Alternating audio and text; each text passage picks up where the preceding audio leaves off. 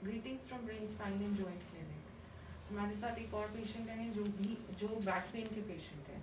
हमारी बहुत सारी वीडियोस बैक पेन से रिलेटेड हैं, लेकिन हर पेशेंट जो बैक पेन का रहता है उसका प्रॉब्लम डिफरेंट रहता है, क्योंकि बैक पेन एक सिम्टम है जो पेशेंट हमारे पास लेके आता है कि उनको एक बैक पेन फील हो रहा है।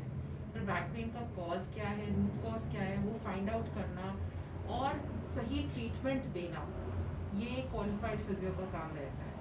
तो अभी हम ये जानते हैं कि इनको बैक पेन किस तरह से था। बैक पेन जो उनको होता था वो इनको बैक के साथ साथ राइट लेग में फील होता था, और राइट लेग के टोज में, राइट फुट के टोज में थोड़ा नमनेस रहता था। बैक पेन इतना ज़्यादा था कि वॉकिंग भी कई बार डिफ़िकल्ट लगता था इनको, मॉर्निंग स्टिफनेस कॉमन होता जा रहा था, एंड हमेशा back side of right thigh एक स्ट्रेच शार्प पेन रहता था, जैसे कोई चीज़ खिंच रही हो। जब हमने इनका असेसमेंट किया तो हमें बहुत सारी चीज़ें नॉर्मल से हटकर मिली, जैसे कि स्पाइन का अलाइनमेंट डिफरेंट था लंबर स्पाइन के लेवल पे, और इलियम जो कि हिप बोन का मार्जिन रहता है उसकी पोजिशनिंग डिफरेंट थी, जिसको हम अपनी टर्म में मिसअलाइंड स्पाइन, मिसअलाइंड इलियम, और साथ ही साथ सेक्रम जो बेस ऑफ स्पाइन है उसकी अलाइनमेंट भी आउट थी।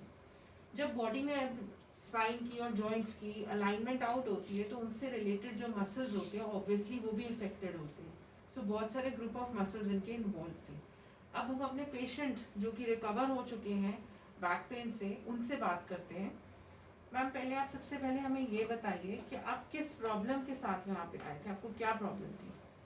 मेरा नाम नवनीत कौर है। मैं as a computer faculty in government job में हूँ। जब मैं स्टार्टिंग में यहाँ पे आई थी, पहले तो मुझे चलने की प्रॉब्लम थी। जब मेरी प्रॉब्लम स्टार्ट हुई, मैं चल नहीं पा रही थी, एकदम वॉक करते करते ना मेरे लेग्स दोनों रुक गई, चल नहीं पा रही थी। तो अब मैंने डॉक्टर से कंसल्ट किया तो उन्होंने बताया कि मुझे डिस्क प्रॉब्लम है, मेरी एक वेन प्रेस हो चुकी है। फिर मुझे 2 महीने तक बेड रिडन रखा।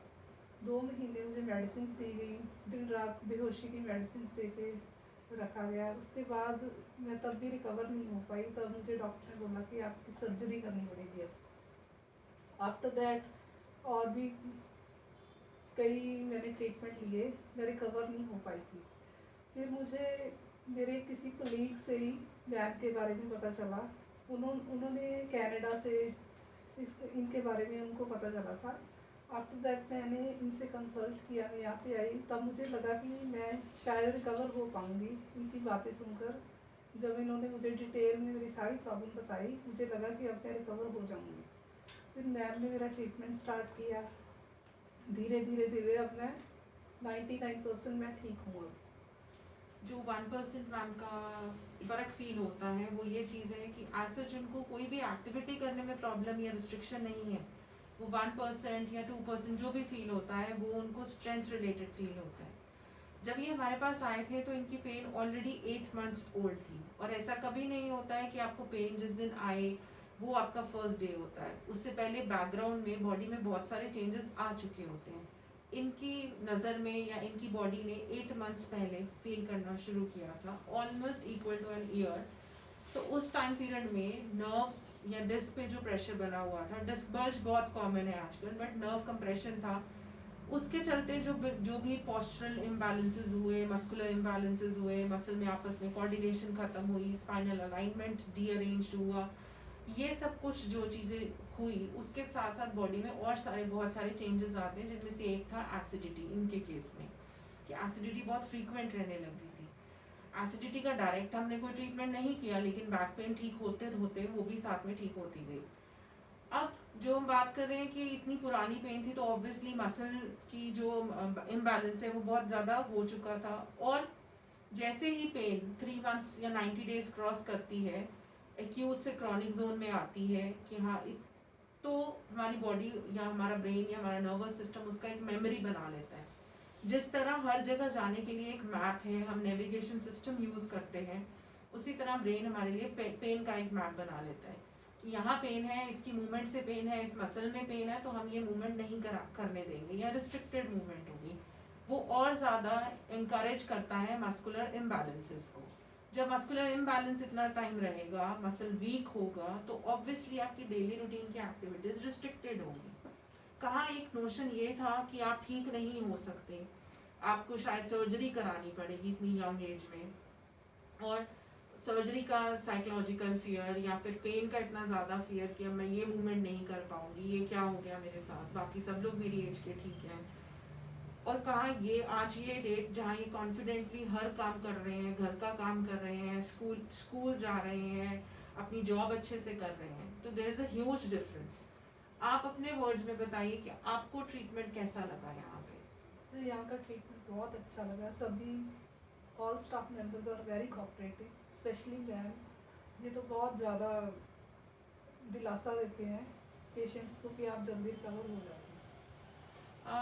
बिकॉज साइकोलॉजिकली जो पेन का इतने साल में मैंने एक्सपीरियंस सीखा है, या हर पेशेंट एक नया एक्सपीरियंस देके जाता है कि इतना कॉन्फिडेंस तो हम लोगों में है एज अ फिजियो कि सर्जरी नहीं होने देंगे आपकी। सर्जरी से तो हम आपको बचा के 100% लाएंगे, आप फुली रिकवर होके अपने घर वापस जाओगे वैसे जैसे कभी पेन था ही नहीं।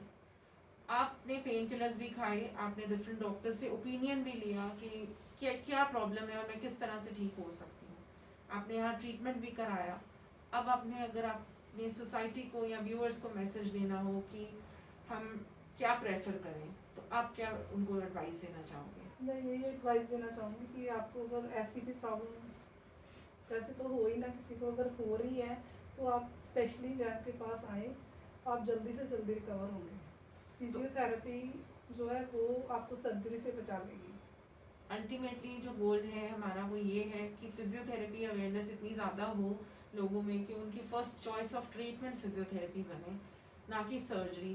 बिकॉज नेचुरली जो बॉडी में चीज़ प्रेजेंट है ना, चाहे वो स्पाइन है, चाहे नी जॉइंट है, चाहे आपका मसल है, चाहे टेंडन है, कुछ भी, उसकी कोई रिप्लेसमेंट नहीं है। चाहे वो आप जितना मर्जी महंगी चीज़ डलवा लो अंदर, या जितने मर्जी फाइन क्वालिटी प्रोडक्ट आप सर्जरी कराएं या प्रोडक्ट लें उसके लिए, मतलब सर्जन्स आपको प्रोवाइड करें, जो नेचुरल जॉइंट या नेचुरल एबिलिटीज़ हैं जो गॉड गिफ्टेड हैं, वो उसका कोई कंपैरिजन नहीं है।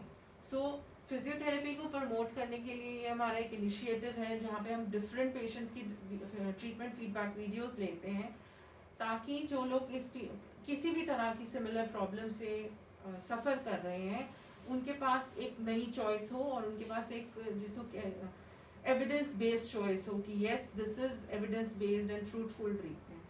Thank you ma'am. Thank you so much for giving such treatment. Thank you ma'am.